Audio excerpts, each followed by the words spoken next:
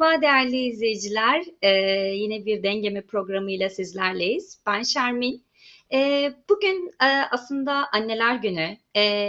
Bugün Cumartesi annelerinin günü. Bugün Mustafa Koçak'ın annesinin günü. Helin'in, İbrahim'in annesinin günü. Ben bu program aracılığıyla onların da Anneler Günü'nü kutluyorum.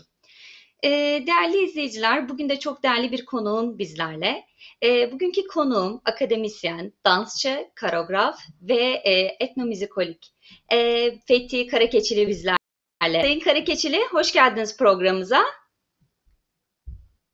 Hoş bulduk sevgili Sermin. Öncelikle programımıza katıldığınız için çok teşekkür ediyoruz. Ben teşekkür ediyorum.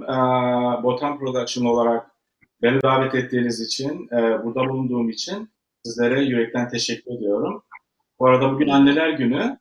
Anneler Günü bizler için en kutsal gün. Başta kaybettiğim sevgili annem Zeynep Karakeçili olmak üzere bütün anneleri bu kutsal Anneler Günü'nün içten dileklerimle kutluyor. Herkese yürekten sevgilerimi gönderiyorum. Roja Daika Pirozbe. Happy Mother's Day, everyone. Çok teşekkür ediyorum Fethi Hocam. Fethi Hocam, aslında bu sizler Kanada'dasınız. Öncelikle yine bu biliyorsunuz korona ve virüsü, bu dünyayı saran bu virüsle mücadele ediyor. Ben de sizin bu günleriniz nasıl geçiyor onu sormak istiyorum öncelikle. Neler yapıyorsunuz? Korona günleri maalesef dünyanın her tarafında olduğu gibi bizde de hayatı durdurma noktasına getirdi. Doğal olarak evlerdeyiz, korunmaya çalışıyoruz. E, Zorunlu olmadıkça dışarı çıkmıyoruz. Hani alışveriş yapacağımız vakit e, dışarı çıkıyoruz. Şöyle bir avantajım var. E, Evde ders veriyorum. O anlamda biraz daha sanırım avantajlı durumdayım. Hafta içi günün 5 saatini ders vererek geçiriyorum. Öyle olunca bir nebze de olsa evde kalmanın sıkıntısı çok da yaşanmıyor. Ama sıkıntılı bir dönem tabii ki. Lütfen evde kalın, dikkat edin, mesafenizi koruyun. Çok çok çok önemli. Şu andaki durumumuz bu. Kanada'da da tıpkı dünyanın diğer ülkelerinde olduğu gibi. Hı hı, anladım efendim. Fethi Bey, biz tabii ki de sizi biliyoruz ama sizi gerçekten sizden dinlemek istiyoruz. Fethi Karakeçili kimdir? Tabii ki. Eee, 1970 Hilvan Urfa doğumluyum aslen. Altı kardeşiz. Adana'da büyüdüm. Küçük yaşlarda 4 yaşındayken Adana'ya taşındık. Çocukluğum Adana'da geçti. İlk orta ve lise tahsilini Adana'da yaptım. Ee, Daha sonraki yıllarda da üniversite, işte yüksek lisans, doktora, işte Kanada serüveni, öncesi, sonrası çalışmalar diye devam etti. Hı hı hı. Tabii bunları zaten geniş geniş detaylı bir şekilde bahsedeceğiz. Ben Evet. öncelikle tabii ki de biliyoruz ki Türkiye'de Türk halk dansları hep tanıdık. Aslında bu Kürt halk dansları olarak da anılıyor. Bize bu Kürt halk danslarını ne zaman ilginiz başladı ve Kürt halk dansları ile ilgili bizimle paylaşır mısınız? Nedir bu Kürt halk dansları? Tabii ki. Şimdi biliyorsunuz bizim düğünlerimiz çok renklidir.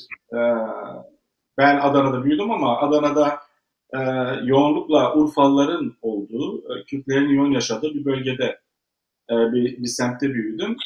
Çocukken doğal olarak düğünlerle başlıyorsunuz hayatınıza.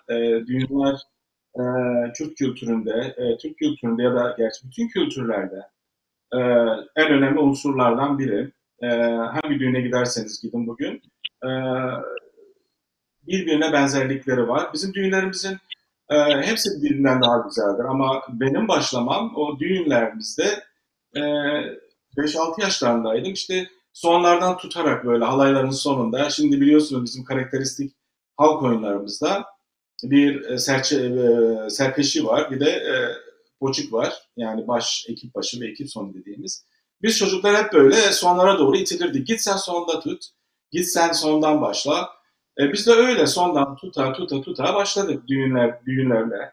Düğünlerden sonra ilkokul, ortaokul, lise döneminde Adana'daydım. Adana'da olduğum dönemlerde halk oyunları, okulların halk oyunları, halk müziği, tiyatro çalışmalarında aktif bir şekilde görev aldım. O halk oyunları ağırlık bastı hep. E, Lisedeyken, ortaokuldayken yarışmalara girdik Adana'da. İl halk oyunları yarışmaları. Sonrasında dernek çalışmaları, işte Adana İl Kültür Turizm Müdürlüğü'nde oynadık. O arada Adana Devlet Tiyatrosu'nda e, çalışmalarımız oldu. Festivaller, o dönemdeki yarışmalar. Bu şekilde akademik olmayan çalışmalarla halk oyunları çalışmalarına girdik. Kürt halk oyunları da bu halk oyunlarının içinde Kürtlerin yoğun olarak kendilerinin icra ettikleri, tabii ki kendi karakteristik yapılarını koruyan bir türdür. Bu türü de detaylı bir şekilde anlatacağız. Tıpkı Türkiye'deki hani dünyadaki diyeyim diğer dans, halk dansları türlerinde karakteristik özellikler olduğu gibi. Hımm. Peki hocam, aslında biraz karakteristik özelliklerinden de bahsedeceğiz. Ama öncelikle ben biraz da konservatuvardan bahsetmek istiyorum. Ya, bu konservatuvar serüveni ne zaman başladı? Bize o süreçten biraz bahseder misiniz? Tabii ki. Ben işte 1988-89 eğitim öğretim dönemiydi. Liseyi bitirdim. Liseyi bitirdiğim dönem hep sanat okumak istiyordum. Babam benim mühendis olmamı istiyordu. Babam Adana İl Bayındırlık Müdürlüğü'nde çalışıyordu. Ee, tabii mühendislerle, mimarlarla, müteahhitlerle iç içe olduğu için doğal olarak benim mühendis olmamı isterdi. Ee, Üniversite sınavlarına girip Marmara Teknik Eğitimi kazandım. Ancak aynı dönem konservatuvar sınavlarının olduğunu öğrendim. Bir arkadaşımın bana acil koduyla gönderdiği mesaj vardı. Gaziantep'te konservatuvar açıldı. Halk oyunları bölümü. Hayır, tiyatroyu biliyorum, müziği biliyorum, e, enstrümanı biliyorum. Hani bu bölümler var, şan bölümü var. Ama halk oyunlarının ben konservatuvarlarda ya da akademiyada bir bölüm olarak açıldığından haberdar değildim açıkçası. Ondan sonra tabii oradan konservatuvara Gaziantep'e gittim. Konservatuvar sınavlarına girdim. Sınavları birincilikle kazanarak 1989 yılında Gaziantep Üniversitesi Türk Musikisi Devlet Konservatuarı Halk Oyunları Ana Sanat Dalı bölümüne öğrenci olarak girdim. Ve konservatuvardaki eğitim 5 yıl sürdü. O zaman bizde hazırlık dönemi de vardı. Hazırlık bir de artı 4 yıl, 5 yıl. Konservatuvarda okuduğumuz dönemde tabii ki Türkiye bir hani mozaik. Türkiye'ye baktığımız zaman hani kuzeyinde horonları görüyoruz, barları görüyoruz. Trakya bölgesine baktığınız zaman horaları görüyoruz, karşılamaları görüyoruz. Ege'ye indiğiniz zaman üst Ege'ye baktığımız zaman Kuzey Ege'ye yine Bursa, Balıkesir bölgesinde, Çanakkale bölgesinde Bengiler, Mengiler, Zeybekler var. Daha aşağı iniyorsunuz. İzmir, Aydın, Muğla bölgesine iniyorsunuz. Ağır zeybekler var. Zeybek oyunları var. Daha içeri doğru iç batıya girdiğiniz zaman Burdur, Fethiye bölgesi kıvrak zeybekler var. Daha aşağılara iniyorsunuz. Akdeniz bölgesinde bu defa kaşıklar başlıyor. Hani İç Anadolu'da da var kaşıklar. Konya, Kırşehir, daha çok Mersin, Anamur, Mersin ilçeleri, Anamur, Silifke, Mut. E, Doğu ve Güneydoğu Kürtlerin yoğun yaşadığı bölgelere baktığımız zaman bu defa halaylar dediğimiz, biz Goven diyoruz tabii ki, Goven demen, halaylar dediğimiz form ortaya çıkıyor ve bu form Kürtlerin yoğun olarak yaşadığı bölgeyi temsil ediyor. Yani konservatuvar eğitimimde bütün bu bölge danslarını öğrendim. Yani Karadeniz'de oynuyorum, Zeybek'te oynuyorum, Kıvrak Zeybek'te oynuyorum, Roman havası da oynuyorum. Yani e, kaşık havalarını da oynuyorum. Öğrendim çünkü eğitimim bu. Barları da oynuyorum. Halayları da oynuyorum. Yani konservatuvarda yoğun olarak bu kültürün getirmiş olduğu, bu zenginliğin getirmiş olduğu halk oyunlarıyla yoğrulduk. Aynı zamanda konservatuvar eğitimi sadece dans eğitimi de değil. Orada batı müziği, halk müziği, sanat müziği, koreografi, makyaj, kostüm tasarımı, halk bilimi, koreografi yani bir sürü ders var. Bunun yanında akademik dersler var. İşte o zaman öğretmenlik dersleri de alıyor. O eğitim formasyonları derslerimiz vardı. İşte psikolojidir, sosyolojidir. Bunları falan da aldığımız dönemlerde. Ama tabii ki yoğunluk olarak daha çok zevkle üzerinde durduğumuz alanımız, hani ana alanımız halk dansları, halk oyunları olarak konservatuvarda devam etti. Hı hı. Peki Fethi Hocam, siz bu dönemde tabii ki de bir Kürt kimliğiniz ile ön plandaydınız da ayrıca. Çünkü Kürt halk dansları olarak geçmekte. Siz eğitim görevlisiyken aslında Gaziantep Üniversitesi ve İstanbul Teknik Üniversitesi konservatuarlarında kimliğinizden dolayı, Kürt kimliğinizden dolayı yaşadığınız olumsuzluklar oldu mu? Şöyle söyleyeyim, hani konservatuvarda olduğunuz zaman konservatuvarda okuyan öğrenci arkadaşlar e, farklı etnik yapıdan geliyor. Dediğim gibi Türkiye bir mozaik. Yani e, Kürdü, Lazı, Çerkezi, Ermenisi, Rumu, Yahudisi. Hani bu mozaik içerisinde e, tabii ki kendi kimliğiniz de var. Hani Kürt kökenlisiniz, Kürt kimliğiniz var. Ama konservatuvarda okuduğum için konservatuvarda daha çok etnik yapımız gündeme gelmiyordu. Öğrenciler arasında daha çok. E, Ama daha sonrasında işte gerek ülkenin getirmiş olduğu politikalar ve diğer kısıtlamalardan dolayı tabii ki hani Türk kimliğinizden dolayı yaşadığınız olumsuzluklar oluyor. E, Ben işte 1995 senesinde 94 senesinde konservatuvarı birincilikle bitirdim. Ve bitirdiğim sene aynı üniversitede, Gaziantep Üniversitesi Devlet Konservatuvarı Halk Oyunları Ana Sanatları bölümüne öğretim görevlisi olarak başladım. Başladığım yıl ikinci dönemi İstanbul Teknik Üniversitesi Türk Müzikisi Devlet Konservatuvarı'nın e, enstitü bölümü var, Sosyal Bilimler Enstitüsü. İstanbul Tekniğin. Orada yüksek lisans eğitimine başladım 95 yılında ve İstanbul'a kadroma alındı. İstanbul'a geçtim. İstanbul'a geçtikten sonra enstitüde çalışmalarım oldu. 90 o dönemde ilk master tezimi, yüksek lisans tezimi yaptım. İlk yüksek lisans tezim de Şanlıurfa kültürünün kadın ve erkek giyim kuşamına etkisi diye çıkan tezimdi. Bu tezimde e, Urfa'da e, araştırmalarıma ağırlık verdim. Urfa'ya gittim. Orada Araplar, Urfa biliyorsunuz biraz kozmopolit bir şehir. Türkmenler, Araplar ve Kürtler iç içe yaşıyorlar. E, Doğal olarak orada bir araştırma yaptığınız zaman kültürlerin hepsini içine almak istiyorsunuz. Hani bilimde ya da sanatta objektif olmak zorundasınız. Kişinin yani e, dini, dili, etnik yapısı, kökeni ne olursa olsun doğru neyse, gördüğünüz neyse onu yazıp o kimliği vermek zorundasınız. Bilimin gerekliliği budur. E, Hı hı. Ona istinaden Kürtlerle ilgili de bir bölüm vardı tezimde. Hı hı. Savunma yaptığım vakit Kürtlerle ilgili sorular geldi tabii ki. Hani neden böyle bir bölüm açtın? Hani neden Kürtlerle ilgili, kimdir Kürtler e, diye sorular aldım. Dediğim yıl 90'lı yıllar. Tabii ki hani orada araştırmam esnasında orada yaşayan bir halk oldu. Hani orada Kürtlerin yaşadığı, Kürtlerin de kendine göre giyim kuşamlarında renkliliklerin olduğu, bir Türkmen ve Araplara göre daha farklı giyindikleri, erkek ve kadın giyim kuşamının daha farklı olduğu. Hani bunları detaylı anlatarak o bölümü sonuçlandırdık. Ama o bölümde hani bir rahatsızlıklarını gündeme getirmişlerdi o zamanki komisyondaki hocalar. Sonraki dönemde 98-97'de yüksek lisans bitti ve 1998'de doktora, o zaman yine aynı bölümde doktora sınavlarını kazandım. Doktoraya başladım. O ara Gaziantep Üniversitesi'nde rektör değişimi vardı ve Gaziantep'te hoca açığı olduğu için benim Gaziantep Üniversitesi'ne dönüşüm istendi. Gaziantep Üniversitesi'ne dönmek zorunda kaldım. Doktoram yarıda kaldı. Döndüğümde o zamanki idare bana işte doktora yaptırılmayacağını, doktora yapmama müsaade etmeyeceklerini söylediler o zamanki birimler.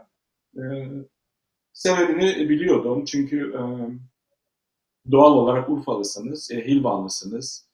E, Ondan sonra bir şekilde size o kimlik önünüze konuyor ve e, baskılar başlıyor. Öyle bir sıkıntılı dönemim oldu tabii ki. Yılmadım tabii ki. Yani orada Gaziantep'te kaldığım dönemlerde çok sıkıntı yaşadım maalesef.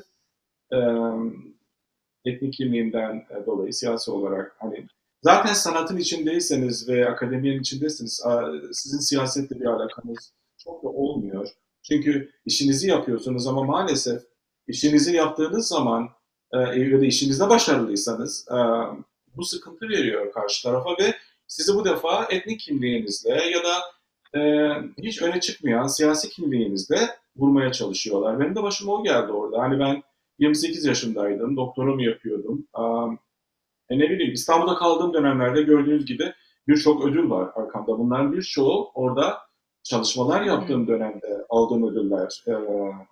O dernekler, kamu kurum ve kuruluşlar, liseler, yayınladığım makaleler, e, katıldığım konferanslar, konferans konuşmalarım, onun dışında Türkiye birincilikleri, ikincilikleri, uluslararası başarılar, festivaller. Hani o kadar çok ki biliyorum zamanımız kısıtlı olduğu için detaya girmeden Evet, anlatmak istiyorum. evet, Hani bütün bunlara rağmen sevgili Şermin, bütün bunlara rağmen maalesef önümüze konuyor o etnik kimlik. Ben de evet, o etnik kimlikle mağdur olan e, diğer birçok, çünkü ben yalnız değilim, o kadar çok benim durumda olan evet. hani kimliğinden dolayı, siyasi kimliğinden dolayı, ne bileyim, farklılığından dolayı birçok insan mağdur. Ben de e, o arkadaşlardan, o güzel insanlardan biri olarak e, yerimi aldım mağdurlar sınıfında diyeyim yani. Hı hı. Maalesef, maalesef çok haklısınız Evet. hocam. Peki ben artık güzel şeylerden de bahsetmek istiyorum. Tabii. Türkiye'den ayrılmadan önce aslında yapmış olduğunuz akademik ve sanatsal çalışmalardan bize biraz da bunlardan bahseder misiniz? Tabii ki, tabii ki. Konservatuvar döneminde hocalık yaptığım dönemlerde yıl sonu gösterilerimiz oluyordu Gaziantep Üniversitesi'nde. Mesela o dönemlerde yaptığımız en güzel çalışmalar çok sık oynanmayan bazı yörelerimiz vardı. Mesela Ağrı yöresi repertuarımıza bizim bir hocamız tarafından getirilmişti ve ben Ağrı yöresi, Adıyaman yöresi, Urfa, e, Silifke, benzer yörelerin hocalığını yapıyordum uygulamalı olarak. O dönem Ağrı yöresiyle ilgili çalışmamız olmuştu. O çok ses getirmişti. Çünkü benim çalışmalarım gerek Türkiye'de gerekse burada e, müzikal ağırlıklı. Yani ben bir konuyu alıp işliyorum sahnede. Sadece çıkıp oynama değil de hani bir tema sahneye getirmek hep benim şeyim oldu, düşüncem oldu. Konservatuvarda o çalışmalarımız oldu. İşte bazı yöreleri daha zenginleştirerek sahneye taşıdık. Ee, Kaybolan yörelerimiz vardı. Onları sahneye getirdik o dönemler. Tabii ki dernekler, hani İstanbul'da olduğum dönemlerde işte hani birçok gerçekten Türkiye'nin en iyi dernekleri, işte Kartal Belediyesi'nde hocalık yaptım. Aa, Otantik Halk Oyunları Derneği var. Yine Bakırköy'deydi, orada hocalık yaptım. Türk Folklor Kurumu'nda hocalık yaptım. Ee, Bunun dışında da birçok okullarda yani oranın o dönem en iyi okullarında hocalık yaptım. Aynı zamanda hocalığım devam ediyordu üniversitede ama bu okullarda da Beylerbeyi Lisesi, İstek Vakfı, Yeni Ufuklar Koleji, aynı zamanda Babeski'ye gidip geliyordum. Oradan bir projemiz vardı. Ee, Bir yılda orada Adıyaman ağırlıklı bir yöre çalışmamız olmuştu. Orada onlarla çalışma yaptık. Ee, Yani birçok çalışmamız oldu. Tabii ki uluslararası festivallere katıldık. Hani işte 90'lı yıllarda İtalya, Sicilya, işte 92'lerde Danimarka, İsveç, sonraki yıllarda İspanya, Portekiz, Fransa, Almanya, e, Yugoslavya, eski Yugoslavya, e, e, e, Macaristan, e, Kıbrıs, yani birçok festivallerde de uluslararası tabii ki ödül ve başarılar aldık. Hani çok yoğun geçti. O dönemler hep ağırlıklı olarak sanat, üretme. Bunun yanında konferanslar var tabii ki. Yani makale yazıyorum, konferanslara katılıyorum. Mümkün olduğu kadar Doğu ve Güneydoğu, hani Kürtlerin yoğun yaşadığı bölgeye yoğunlaşıp o bölgede uzmanlaşmak istemiştim. Çünkü o bölgeyle ilgili direkt çalışan akademisyen o dönem dansla ilgili konuşuyorum. Tabii ki çok akademisyen var. Dansla ilgili pek yoktu akademik anlamda. O zaman ona yoğunlaşmıştım. Hani oradaki çalışmalar özetle bu şekilde devam etmişti sevgili Şermin. Hı hı, hı hı. Peki hocam, aslında Peki biraz hocam, aslında biraz çok özür dilerim. Sesim çok geliyor özür mu bu dilerim. arada? Sesim geliyor mu bu arada? Eee, Peki, biraz aslında Kürt halk danslarının karakteristik özellikleri, yani bölgesel farklılıkları var mı?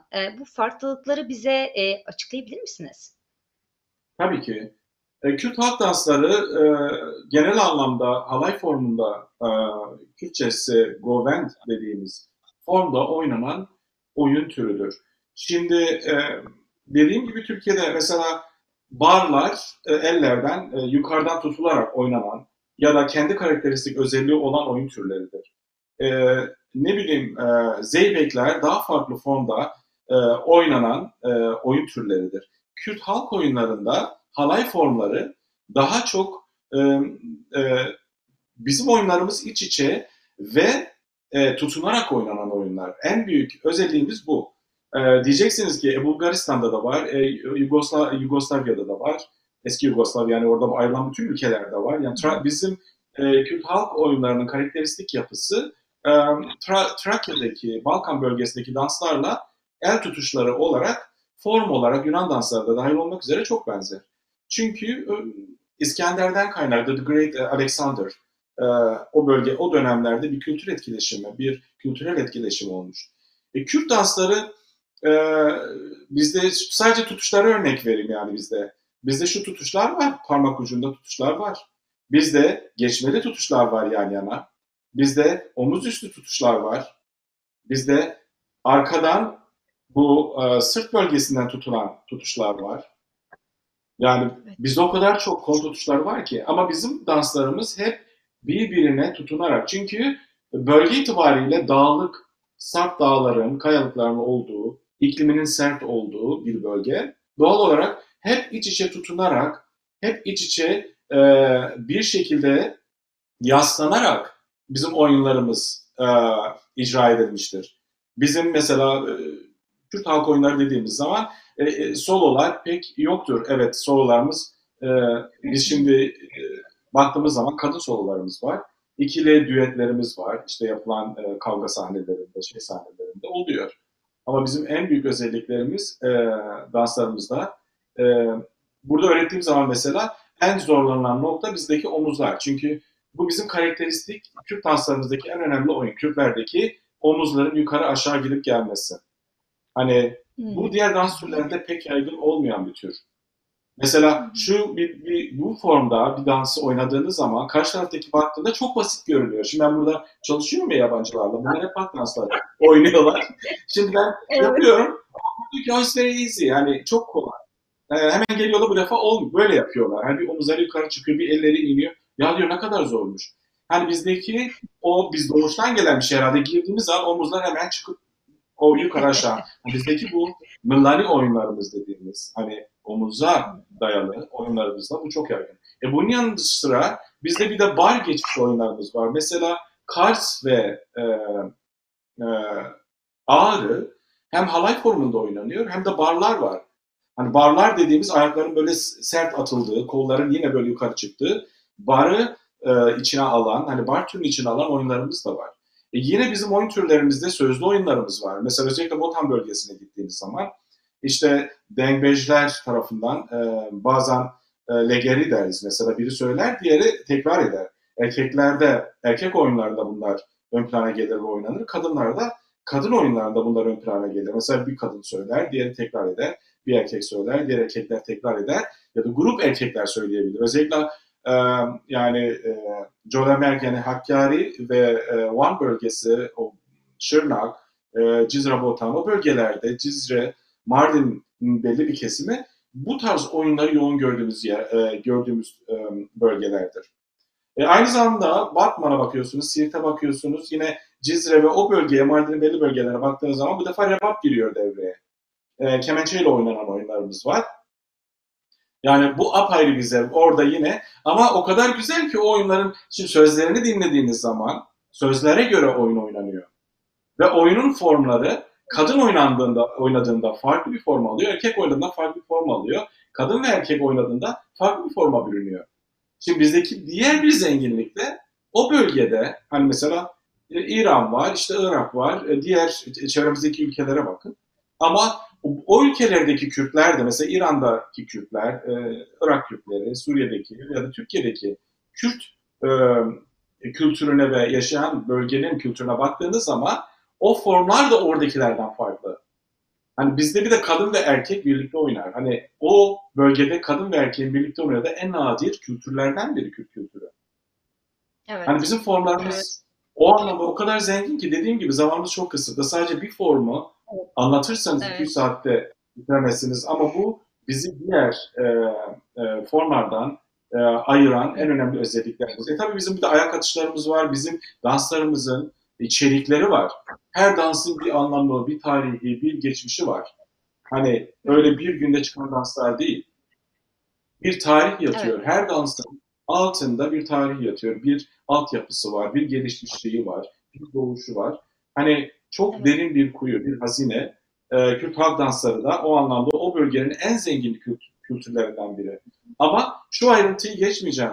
Çünkü bizimle aynı dönemde, bizimle aynı kültürü paylaşan Ermeniler var ve Süryaniler var. Bugün Süryani ve Ermeni danslarının birçoğu bizim oradaki danslarımıza benzer. Kıyafetleri de benzer.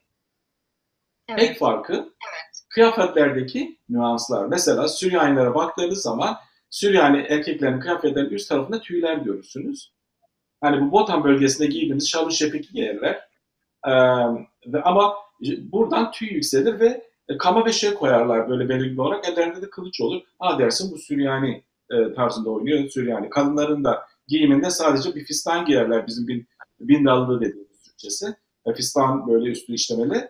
Ve sadece başta da kofi var ve tacını koyar böyle ön tarafa. Kadınlarda onlarda da tüy olur. Bu Asurilerin giydiği, Keldan da Asurilerde yayılmış olan bir kıyafet türü. Oynadıklarında ona yorarız. Diğer taraftan mesela Ermenilerde de benzer. Ermenilerde de küçük nüanslar var. Onlarda e, başlıkları biraz daha farklı. Böyle taç gibidir. Şurada örükleri iner. E, ve tül ağırlıklıdır bazı başlıkları.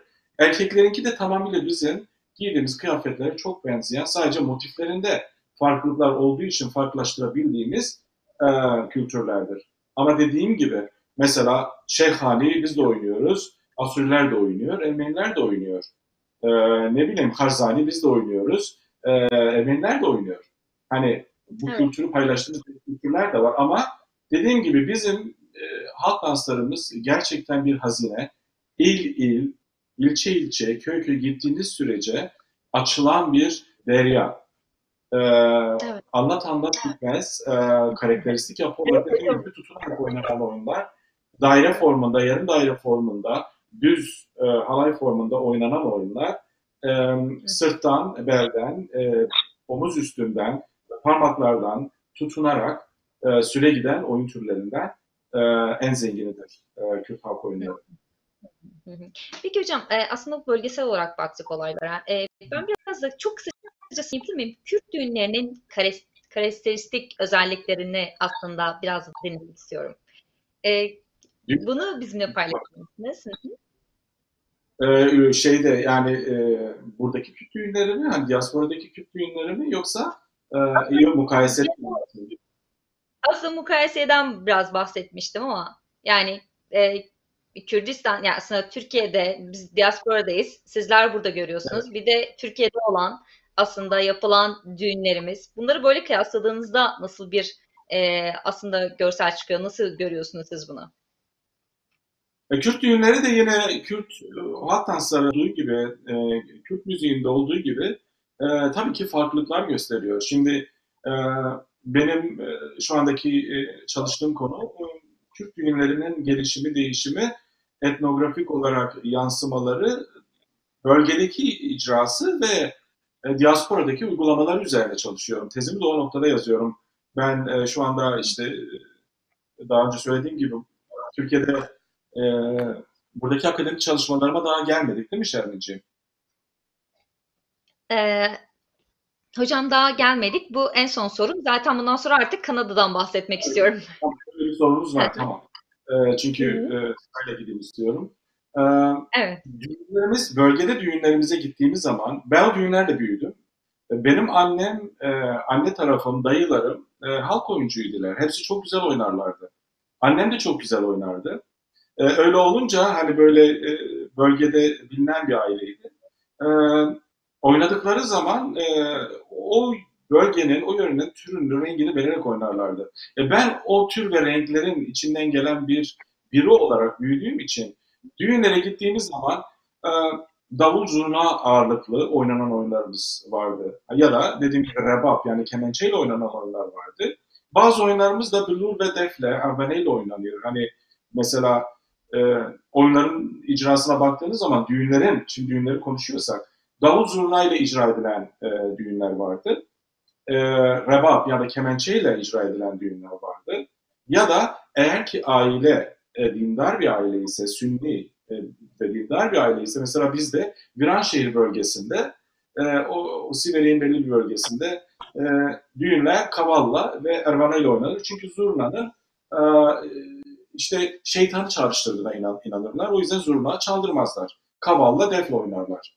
Söylerler, oynarlar. Aynı şekilde davul zurna en yaygın olarak çalınan enstrümandı ve Kürt düğünlerinin en zengin kaldığı dönemlerde davul zurnayla icra edildiği dönemler. Neden biliyor musun? Çünkü ben hatırlıyorum, ben halaya kalktığım zaman başlardım, mesela diyelim ki bir Urfa düğünündeyim, işte başlardım, Grani ile başlardım, Düzo, Çaçan Kızı, işte ondan sonra Sebeki, Avravi oynardık. Böyle kaç oyun saydım? 5-6 oyun saydım. Bir saatte bu oyunları oynardık, oturduk, sonra başa geçen arkadaş diğer oyunlarla. Yani bir düğünde en az 15-20 tane oyun icra edilirdi. Ama bugün baktığımız zaman bunları göremiyoruz. Hani ne orada görebiliyoruz, ne ülkede, ne de burada. Bu şeyler, sen söyle, bugünkü maalesef konulara da girmek istiyorum bu noktada. Çünkü şu andaki düğünlerimiz davul zurnayla pek yapılmıyor. Davul zurnayla yapılmadığı için de geleneksel formundan uzaklaştı ve birçok oyun unutulmaya başlandı düğünlerde ve insanlar oynamıyorlar. Sadece bir ya da iki oyunla düğünlerimiz başlıyor ve bitiyor. Düğünlerdeki geleneksel e, yemek merasimi de yok artık. Mesela düğünlerde eskilerden, e, özellikle Kürt düğünlerinde hayvanlar kesilirdi büyük bir törenle. Yemekler yapılırdı, üç dört çeşit ana böyle bize özgü kavurmalar yapılırdı, kuru fasulye yapılırdı, pilav yapılırdı, e, sarma dolma yapılırdı. Hani böyle gerçekten emek isteyen yemekler bölgenin en böyle yemek yapan güzel kadınlar tarafından, hani güzel yemek yapan kadınlar tarafından yemek bölümü böyle bir merasimle yapılırdı. Ya da bölgenin en iyi aşçı erkekleri vardı, onlar da yemek yapıyordu. Ne bileyim, düğünde işte oyun sıralaması, düğündeki kurgu, düğünün gelenek ve göreneklere göre icrası. Herkes geleneksel kıyafetler giyerdi. Geleneksel kıyafetlerle icra edilirdi. Kına gecesi bir kına gecesiydi. Erkekler kına gecesine giremezdi. Bugün erkekler kına gecesinde kadınlarla iç içe oturup böyle bir batıya özentiyle kına geceleri gerçekleşiyor. Bizim kültürümüzde hiçbir alakası yok. E, Düğünlerimiz de maalesef şeye döndüğü için, konulara yani bu gruplara döndüğü için, mesela müzik grupları var.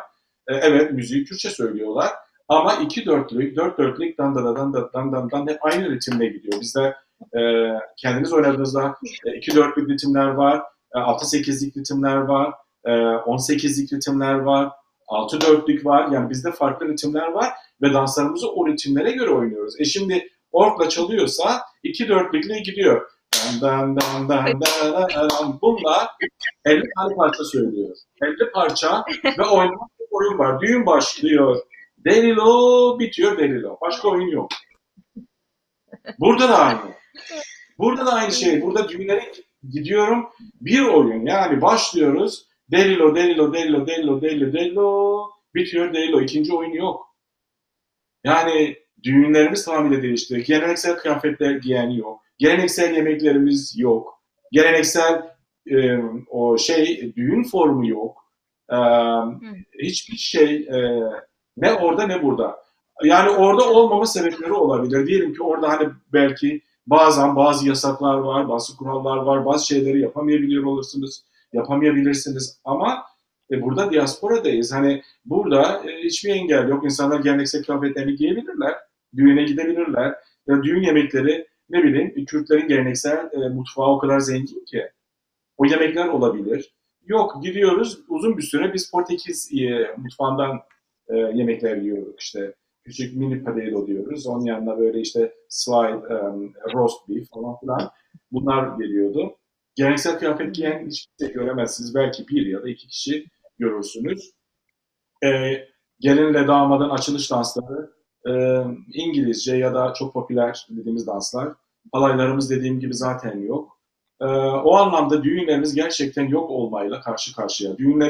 O yüzden düğünler üzerinde çalışıyorum. Çünkü düğünler çok çok değerli. Bunu Hı birazdan hı. değinirim Evet. sohbetin akış noktasında. Hani Evet. düğünlerimiz bu Evet. durumda. O durumdan bu duruma gelmiş durumda. Evet. Hı hı hı. Anladım. Peki hocam aslında ben artık Kanada'ya gelmek istiyorum. Evet. Kanada'ya gelme süreciniz yani ne zaman geldiniz? Ve geldikten sonra buradaki derneklerde, Kürt derneklerinde ne gibi çalışmalar uyguladınız? Biraz bize ondan bahseder misiniz? Tabii ki Kanada'ya 2001 senesinde geldim. Ee, Geldikten sonra tabii ki geldiniz yeni bir ülkedesiniz, kimseyi tanımıyorsunuz. Ee, Türkçe ya da Kürtçe konuşan birini gördüğünüzde gidip yanaşıyorsunuz, konuşmaya başlıyorsunuz. Çünkü geldiğiniz ülkenin burada dilini, kültürünü bilen, konuşan insanlar arıyorsunuz. O dönemde geldiğimde burada çok az insan vardı Türkiye'den. Ee, Yani diyebilirim ki bir 500 kişi falan vardı. Benim o 2001 yıllarında bildiğim, tanıdığım hani böyle bunun içinde Kürdü, Türk'ü hepsi içinde o kadardı. Kürt Derneği'ne o dönemlerde halk oyunları ve halk müziği hocası olarak gittim. Kürt halk oyunlarını, halk müziğini o dönem orada başlattık. O çok güzel çalışmalarımız oldu. Çünkü başka da halk oyunlarını öğretebileceğim ya da uygulayabileceğim bir alan vardı. Dediğim gibi çok az insan vardı. Orada çok güzel bir kadroyla başladık hiç unutmam. İşte evli arkadaşlar vardı karı koca onlar oynuyorlardı. Baba oğluyla oynuyordu, anne kızıyla oynuyordu. Ya küçücük bir yerdeydi o zamanki dernek, Kurdish Community Center. E, Böyle orada diyelim böyle 3-4 sıra oluyorduk. 36 kişi falandık herhalde.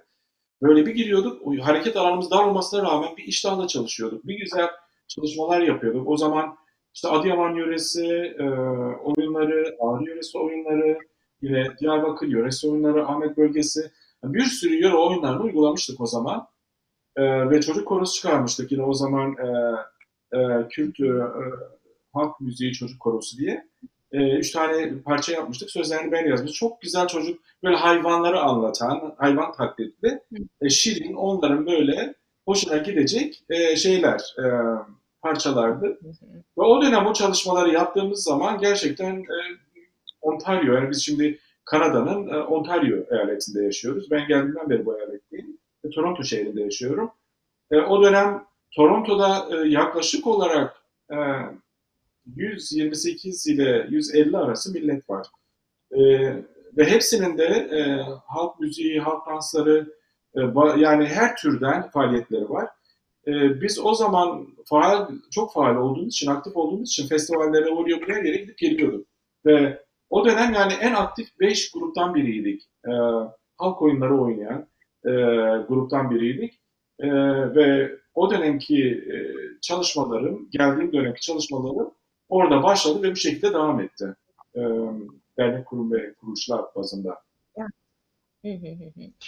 Peki hocam, aslında Kanada'ya geldikten sonra bu Kürt Derneği dışında sonraki akademik ve sanatsal çalışmalarınız, bunlar nelerdi? Bunlardan biraz dinleyebilir miyiz? Tabii ki. Ben işte 2004 senesiydi. Şeye bağlandım. Burada Halk Sanatları Kurumu, Federasyonu gibi bir kurum var. 2014 senesinde oran yönetim kuruluna seçildim. Sonrasında da başkanlığına getirildim. Hala da başkanıyım. O Evet. kurum 110 tane ayrı ülkenin müzik ve dans topluluklarına hizmet veren bir kurum.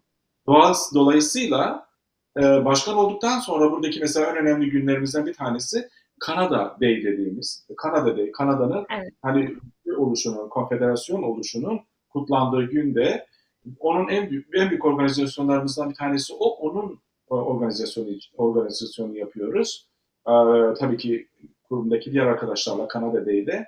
Burada her ülkenin dansları, ondan Hı sonra müzik grupları sergileniyor ve Dundas Square Toronto'nun şehir merkezinde büyük bir meydan var. O meydanda yapıyoruz onu. Oradaki çalışmalarımızın diğer bir tanesi de başkan olarak yürüttüğüm çalışmaların bir tanesi de işte Christmas Around the World diye bu Christmas dönemi yaptığımız diğer çalışmalar işte Noel yani belki demem daha doğru olur anlaşılması için biz Christmas diyoruz Kuzey Amerika'da. Onun kutlamalarıyla ilgili gecelerimiz ve faaliyetlerimiz oldu. Ve o kurumla diğer ülke kültürlerini bir araya getirip harmanlamak anlamında birçok festivaller düzenledik. Hem Ontario'da hem diğer Ontario dışındaki festivallere de gruplar gönderdik. O grupları buraya da getirdik. Kendi gruplarımızı da bu faaliyetlerin içerisine yaydık ve harmanladık. Bunlar akademik çalışmaların dışında sosyal yaptığım çalışmalar idi. Gönüllü olarak yaptığım çalışmalar bunlar tabii ki. Bunun yanı sıra tabii ki 2006 senesine kadar birçok kurumla yani Polonyalılarla ve diğer topluluklarla da yakın temasa geçtim. Aynı zamanda Ontario Uluslararası Halk Dansları toplulukları var. İşte bunun orada yine yöre hocası olarak ve bu topluluk Toronto Üniversitesi'nin çatısı altında burada. Bir tanesi de Balkan topluluğu olarak geçiyor. Bir tanesi de Yahudilerin yoğun yaşadığı bir merkez var. O merkezde bunların üçünde de gidip hocalık yaptım. Hala yapıyorum. Bizim Kürt danslarından öğretiyorum. Ve onlar Kürt danslarını oynuyorlar. Bunların çoğu farklı. Şimdi görüntü geldi. Bu görüntü o gruplarda dediğim gruba bir atölye çalışmamız yani workshop dediğimiz çalışmada benim York Üniversitesi'nin Balkan Müzik Topluluğu'yla onlara öğrettiğimiz bir oyun. Gördüğünüz gibi bu arkadaşların hepsi farklı kültürlerden. İçinde Macarı var, Makedonyalısı var, Yunanı var, ondan sonra siyahisi var, Yahudisi var, İrlandalısı var. Yani o kadar çok değişik kültürlerin bir araya getirilmiş bir varyasyonu ki bu. Bu topluluk işte bu onlardan bir tanesi. Bu çalışmalara ağırlık verdik. Dans çalışmalarımızı. Hem onlardan öğreniyorduk hem de kendi danslarımızı öğretiyorduk ve zevkle onlarla bu uygulama çalışmalarımızı yapıyorduk. Bu da onlardan bir tanesi şu anda ekranda gördüğünüz. Onlardan bir tanesi York Üniversitesi'nin müzik topluluğu, Balkan Müzik Topluluğu da Kürtçe türkü söylüyoruz. Lele Heyran diye bir parça var. O parçayı ben söylüyorum. Oradaki öğrencilerimiz de benimle birlikte Kürtçe seslendiriyor ve gördüğünüz herkes de dansı oynuyor. Zılgıt çekerek, delili yaparak dansı icra ediyoruz. Bunun yanı sıra tabii ki sadece Toronto ile sınırlı kalmadık. Hani bize bağlı küçük yerleşim yerleri var. İşte Hamilton var, Kitchener var. Ondan sonra Oshawa var. Ottawa'ya gittik. Ottawa'da çalışmalarımız oldu. Montreal'e gittik. Montreal'de çalışmalarım oldu. Hani buralarda da yine dansla ilgili, dansın öğretimiyle ilgili atölye çalışmalarım ve gösterilerimiz devam etti.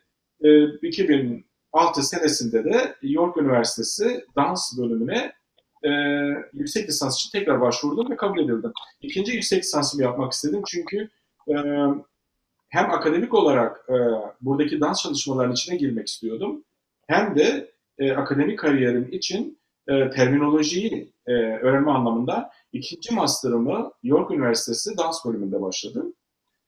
Orada da yüksek lisans yaptığım dönemde direkt hoca olarak da bu defa York Üniversitesi'nde dans bölümünde yine halk oyunları hocalığı. Tabii bunu öğretirken işte bütün dansları öğretiyorsunuz. Orada bu yine şu anda ekranda görünen yine bu uluslararası gruplarda yaptığım bir çalışmalardan bir tanesi. Yine burada Van'ın Kelek Van oyununu onlarla çalışıyorum. Yine bunların hepsi birçoğu akademisyen, profesyonel, Kanada'daki çok kültürlü toplumdan örnek sunumlar. Onlara öğrettiğimiz danslar gördüğünüz gibi.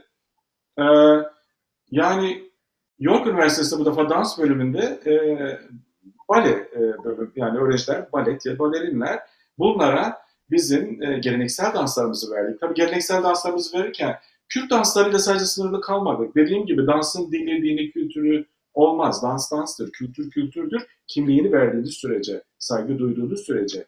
Orada Karadeniz danslarını da verdik, Kaşık danslarını da verdik. Hani bizim bu Anadolu'da oynanan diğer danslarımızın, o türlerin hepsine çalışmalarını yaptık. Ama bunun içinde Kürt danslarını da verdik. Kürt danslarını da öğrendiler.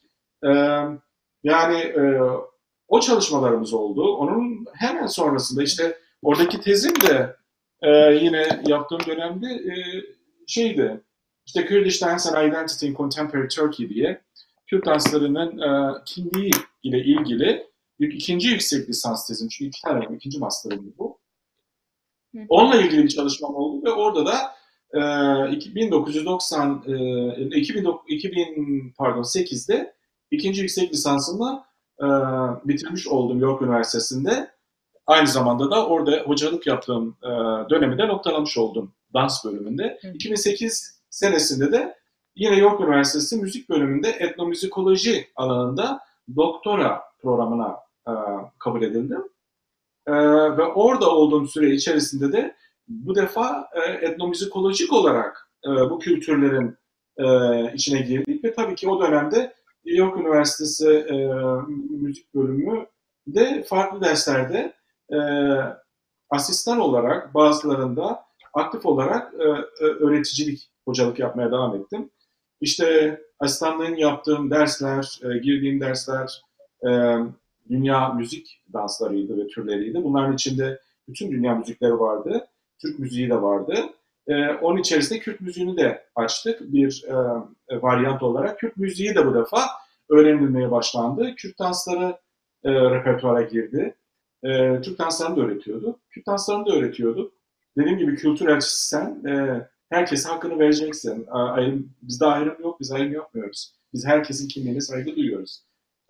Orada olduğumuz dönemde. Ama tabii ki hani Kürt danslarının, Kürt müziğinin York Üniversitesi'nde duyulur olması, York Üniversitesi'nde uygulanır olması apayrı bir zenginlik o dönem. Ve Balkan müzik topluluğunun repertuarında her yıl hala öyle. En az 2 tane Kürtçe parça olur. Söylerler. Ben şu anda aktif olarak şeyde değilim, York'ta değilim. Ama Balkan müzik topluluğu sürekli Kürt parçalarını, icralarına devam ediyorlar. Ve danslarına da hem söylüyorlar hem de oynuyorlar. Orada olduğum dönemde sosyoloji bölümünde ya da diğer bölümlerde de Kürtlerle ilgili bölüm olduğunda davetli konuşmacı olarak gidiyordum ve gittiğim her ortamda da Kürt danslarını uyguluyorduk. Orada da yine çalışmalarımız devam ediyordu. Hem sözlü hem de şey olarak, görsel olarak. Yani şey olarak, uygulama olarak böyle bu dönemde. 2008 yılında da Dilan Dans topluluğuna, Dilan Dance Company adı altında 2008 yılında Dilan Dans topluluğunu kurdum. Ve o günden bugüne Dilan Dans topluluğunun yoğun çalışmaları devam edip gidiyor. Ne güzel, ne güzel izler bırakmışsınız aslında hocam, öyle söyleyeyim gerçekten. Ben biraz da aslında gerçekten bir akademisyen olarak dünyada ilk Kürt kökenli aslında akademisyen olarak, dansçı olarak yine dünyada ilk kez 2011 senesinde Memuzin'i hikayesini sahneye taşıdınız. Hemen ardından 2015 senesinde de Nevroz efsanesini taşıdınız. Bu iki önemli projeden bize biraz bahsedebilir misiniz? Tabii ki zevkle. İnsanın hayatında böyle belli projeler olur. Hani benim çocuklarım derler. Benim çocuklarım da aslında bu iki proje çok önemli benim için. Çünkü benden sonra yapıldı ama 2011 senesinde şu anda işte Memuzin'in görüntüleri görüyoruz. Memuzin çalışması çok önemli bir çalışmaydı. O zaman Ahmet Khani bizim çok değerli bir büyüğümüz, bir bilim adamımız, bir düşünürümüz, bir din adamı, bir sosyolog. Yani sadece Memuzin sadece bir aşk hikayesini anlatmıyor. Memuzin'de o zamanki sosyoekonomik, psikolojik, dinler, giyim kuşam, danslar, oradaki hiyerarşi, yaşam, oradaki bitki örtüsü, yani o Botan bölgesi her yönüyle anlatıldığı için çok önemli Memuzin. Memuzin aşkı da apayrı bir aşk. Bir de Memuzin'in sahnelememdeki sebep şuydu. Şimdi Shakespeare'in Romeo and Juliet'ine baktığımız zaman çok sonraki yıllarda yazılmış ve sahnelenmiştir. Memuzin çok daha eskidir ama hikayesi Memuzin'le aynıdır. Ve ben her zaman şunu söylerim. Shakespeare hikayeyi bizden çalmıştır. Yani bizim hikayemiz. Çünkü bizden çok daha sonra uyarlanan ve uygulanan bir hikayedir. Oysa ki Memuzin 16. yüzyıla gidiyor. Çok gerilere giden bir aşk. Memuzin çalışmamız çok enteresan bir çalışmaydı. Değişik 7 dans türünden 11 ayrı milletten dansçılarla çalıştık. Kolombiyalı, ondan sonra Meksikalı, Azeri, İran kökenli, Türk, Kürt, içinde Brezilyalı, e, ondan sonra Arap, çok daha farklı işte İrlandalı, Kanadalı dansçıların olduğu işte birçok dansçıyı bir araya getirdik ve sanırım 33 kişilik bir gruptuk. İki perde 18 sahneden oluşan bir çalışmaydı. Memuzin hikayesi ve kurgusunu, koreografisini, müziklerini Memuzin'de de şu anda ağıt sahnesi gördüğünüz gibi. Bunların hepsini tek tek işleyerek ve canlı müzikle, yani orkestramız da vardı. O zamanki orkestramızda değerli müzisyenler vardı. E, Onlarla sergileyip sunduğumuz çok önemli bir çalışmaydı. İşte dünyadaki ilk Kürt hani balesinin başlangıcı diyeyim, müzikali olarak Memuzin'i biz sergiledik 2011 senesinde. Bizden sonra Memuzin sahneye taşındı tabii ki ama ilkini bizler yaptık burada. 2015 senesinde de e, hemen arkasından Nevroz Efsanesi'ni e, sahneye taşıdık. E, Nevroz Efsanesi'nde de Nevroz Efsanesi'nde de Demirci Kava'yı ve o zamanki Nevruz'un temeline indik. Hani nasıl bir efsanedir? Neden ortaya çıkmıştır? Şimdi direkt baktığınız zaman orada zorlandığımız nokta şu oldu. İçinde tam olarak yazılmış Nevruz'u anlatan e, detaylı karakterleri anlatan bir kurgu yoktu o zaman. Elimizdekini aldık, geliştirdik ve şöyle bir şey yaptık. Nevruz'un kutlandığı diğer kültürleri de içine alarak Nevruz'u sahneye taşıdık. Tabii ki tema yine Demirci Kava'ydı ve hikayeye sadık kalarak kurguyu yaptık. Onda da yine kostümlerde orijinali korumak şartıyla geleneksel kıyafetler kullanıyoruz. Bu arada bu kıyafetlerin çoğu benim kendi koleksiyonum. Aynı zamanda modernize ettik. Çünkü ben aynı zamanda hani solo koreografiler gördüğünüz gibi bir koreografi bu benim uyguladığım koreografilerden bir tanesi. Koreografilere de ağırlık vererek Türk halk danslarında solo koreografiler, bayan dansları, kadın dansları üzerine de koreografiler yaptık. Burada da yine aynı birçok ülkeden değişik dansçılarla içinde balet var, balerin var, modern dans yapan var, jazz üzerinde çalışan arkadaşlar var, contemporary yapan arkadaşlar var, halk dansları üzerine yoğunluklu çalışan arkadaşlar var. Gördüğünüz gibi orada geleneksel danslarımız da var ve solo uygulama yaptığımız danslarımız da var.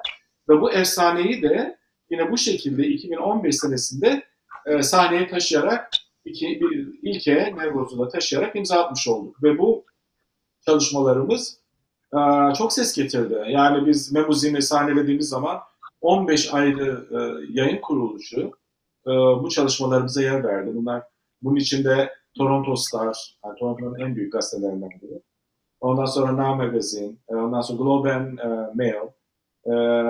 Uluslararası anlamda da birçok özellikle uluslararası Kürt yayın ve basın kurumları, kuruluşları da bunu alıp taşıdılar gazetelerine ve yayın organlarına. Bu çalışmaların olduğu dönemlerde farklı çalışmalar da yaptık. Tabii şimdi Kanada Day dediğim gibi hani Kanada'daki Kanada Day kutlamaları, oraya da gruplarımız çıkıp geleneksel danslarımızda gösteriler yaptılar. Onun dışında diğer festivallere yani işte Brookville Festivali bu mesela Kanada Day'de Kürt halk danslarının sahnelendiği bu yine Harbourfront'ta bu da çok büyük bir festival. İranlıların yaptığı bir festival Tırgan diye. Orada yine gösteri yaptığımız bir çalışma. Bu yine bizim koreografisini yaptığımız bir Kürt solo dansları bunlar. dansçılarımızın yaptığı. Bu yine geleneksel Kürt kıyafetleriyle yaptığımız bir Kürt dansları, Kürt gecesinde, sanırım bir Nevruz gecesindeki gösteri. Bu sanatçılar Kürtleri anlatıyor resim sergisinde dansla e, ezidileri anlattığımız bir çalışmaydı. Yani o kadar çok ki aklıma gelmiyor bazıları. Şimdi görüntüleri görünce ayırt ediyorum. E, Bu çalışmalarla yoğunluklu olarak bu çalışmalarla çalıştık. Yine bu çalışmaların işte güzel olan da Polonyalılarla çalıştığımız. Polonyalılara gidip Adıyaman yöresini öğretmiştim. Çok çok güzel bir çalışmaydı o. Yani 5-6 oyun öğretmiştim. Koreografisi, yani sahne düzenlemesiyle, koreografisiyle Adıyaman yöresi oynamışlardı. Ben de oynamıştım onlarla. O da yine çok kayda değer, güzel çalışmalardan bir tanesiydi. Ee, Yine Dilan Dans Topluluğu olarak 2000 sanırım 2010-16 senesiydi. 17'de bu yazları var biliyorsunuz. Bildiğimiz olimpiyatlar. O olimpiyatlara sanatların da katılması isteniyordu ve sanatların katılması için de alanlarında uzman kişiler olimpiyat komitesine seçilmişlerdi. O dönem ben de olimpiyat komitesinin Orta Doğu, Middle East dediğimiz danslarının uzmanı olarak davet edilmiştim. Orada da çok güzel sunumlarımız oldu. Hatta olimpiyatlarda eğer ki bir dans sunumu olacaksa bunun içine bir gösterimizi de yapmıştık. Orada bir kızımız yine sunumunu yapmıştı. Orada yer alırız diye de evet şu anda bu resim o olimpiyat komitesiyle, bu da olimpiyat komitesiyle katıldığımız, bu da dansçımız orada kendisi sunum yapmıştı.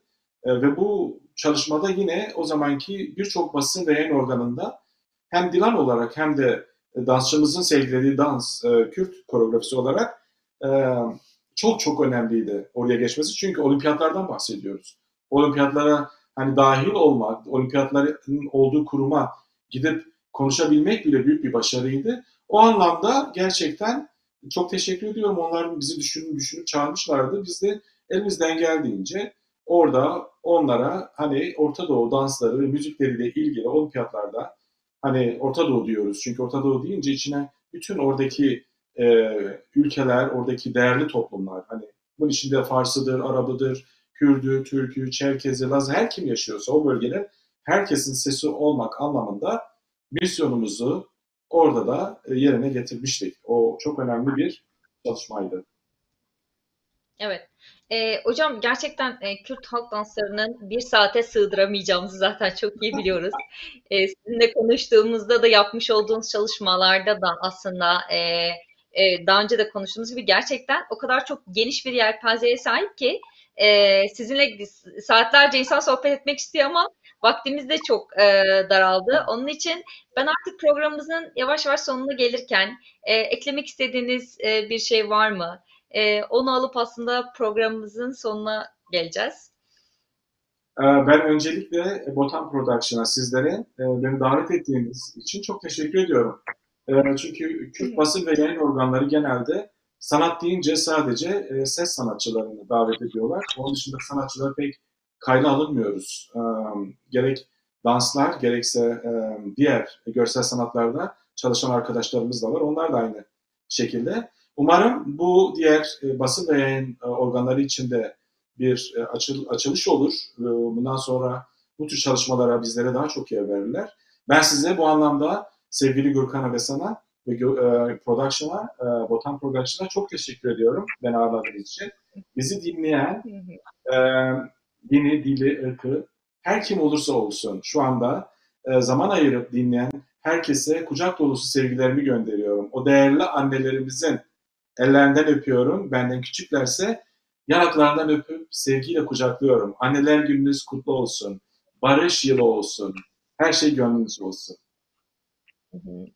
Çok teşekkür ediyorum Fethi Hocam. Çok sağ olun bu ayırdığınız güzel vakit için. Ben çok teşekkür Ee, Teşekkürler. Gerçekten Kürt halk oyunlarıyla ilgili çok değerli bilgiler paylaştı Fethi Hocam bizimle. Biz tekrar kendisine bu ayırmış olduğu vakit için sonsuz teşekkür ediyoruz. Ee, Değerli izleyiciler, bir programın daha sonuna geldik. Birbirinden değerli sanatçılar ve sanatla ilgilenen kişilerle önümüzdeki günlerde tekrar sizlerle beraber olacağız. Teşekkür ediyoruz bizleri izlediğiniz için. Bir sonraki programda görüşmek dileğiyle. Kalın sağlıcakla.